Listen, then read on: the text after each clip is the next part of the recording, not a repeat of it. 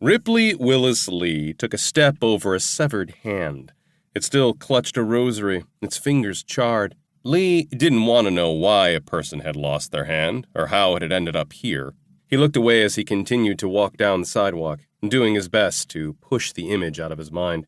3 blocks away, a hover SUV with tinted windows and a mounted .50 caliber machine gun drove past a group of children, kicking a crushed can over a shabby grass field. When the children glanced at the vehicle, they scattered. The SUV revved its engine and accelerated around a corner, disappearing from view. These days, if someone walked alone in Manzanillo, Mexico, they'd find themselves either dead under a bridge with their organs stolen or kidnapped for auction into slavery in the underground Perbudacan networks. Yet now, Ripley Willis Lee strode down those very streets. The city, also known for its drug trade and cartel presence, had a great view of the Pacific Ocean. Lee had to give it that much. As he walked down the broken sidewalk, the waves rumbled in the distance. After his Olympic gold medals in sharpshooting and yet another rejection from the military, he didn't care about playing it safe. Not anymore. The gig he'd drummed up down here in the slums would pay him the money he needed to help himself. Supposedly, the job guaranteed his safety, too. Lee touched the crinkled edge of the military rejection letter folded in his pants pocket. He remembered opening the email on his data tablet nearly a year ago. The words were burned into his mind. Disqualified from service due to retinitis pigmentosa, with visual acuity below acceptable standards. He'd printed it off and carried it with him wherever he went. When the paper would wear down, he'd print off another one.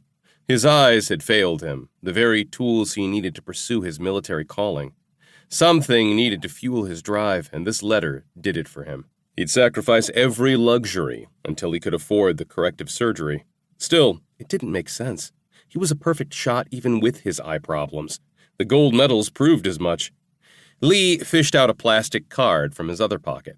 In dark ink, someone had scribbled his contact's address on the back. "I'm almost there," he thought. The narrow street stretched before him. He'd been on foot for almost 20 minutes, ever since the taxi driver had refused to venture further, saying something about this neighborhood being under new management. It was a thinly veiled warning that the cartel had recently muscled their way into this forgotten corner of the city. With a Higgs 92X compact pistol in his hand, he walked around a loose slab on the sidewalk. He halted to rest his shoulder against a building with a hanging sign above the entrance, the Calle Libertad, while he looked at the card again. Another 2 blocks. Before he'd made his way down to Mexico, his soon-to-be new boss had told him over a comm call to carry a weapon, though he'd promised Lee would be safe. Lee had taken the counsel seriously. In front of him, weeds burst through cracks in the uneven pavement. Bordering the sidewalk, rusted lampposts blinked.